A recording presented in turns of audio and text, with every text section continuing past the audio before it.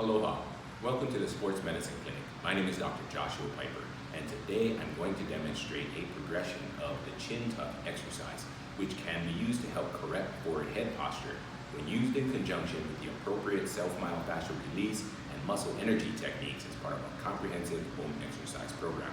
For the first progression of this exercise, I'm going to use a wall variation that will allow me to cue a posterior pelvic rotation through bilateral glute max contraction, lumbar stabilization through deep abdominal muscle contraction, and scapular retraction all at the same time. So I'm going to stand with my feet approximately 1.5 feet away from the wall and approximately shoulder width apart. I'm going to simultaneously contract my glute max bilaterally, which is going to induce that pelvic rotation, and my deep abdominal muscles by pulling or retracting my belly button towards my lumbar spine. Then I'm going to slightly elevate my shoulders and retract my shoulder blades or scapula so that the medial borders of both shoulder blades are touching the wall. So my shoulder blades are touching the wall and my lower back is flat up against the wall. So the starting position for this exercise is going to be with the head and cervical spine in neutral position, which means that the opening of the ear is lined up approximately just above the shoulder or the center of the shoulder. The second position for this exercise is going to be taking the head into that forward head posture and then retracting the chin and extending the cervical spine again until we get back to that neutral position.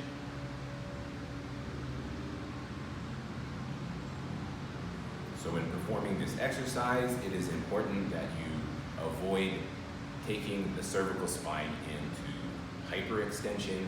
For the second progression of this exercise, we are going to lay face down or in the prone. So you're going to need a surface that will allow you to lie face down and will allow your cervical spine and head to move forward into that forward head posture, like a bed or workout bench. For this demonstration, I'm going to use a treatment table.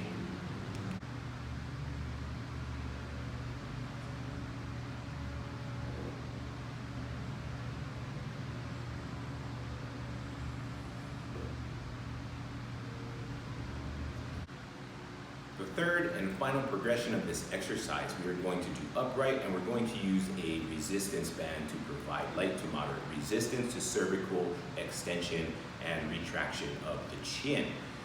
This exercise or progression of this exercise can be standing using the wall, standing freely without use of the wall, or seated.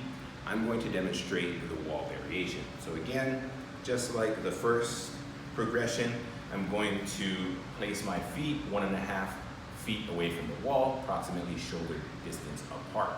I'm going to induce that posterior pelvic rotation, deep abdominal contraction, and then I'm going to take the strap or the resistance band and place it just behind the head, right about the level above the ears. So I'm using a TheraBand CLX loops, and I'm going to pull forward on the band, providing the resistance that I require for this exercise. Again, the starting position is going to be with the cervical spine and head in the neutral position. Moving forward and then extending the cervical spine and retracting the chin against resistance. Just like the first two progressions of this exercise, it's very important that you do not extend the cervical spine into hyperextension.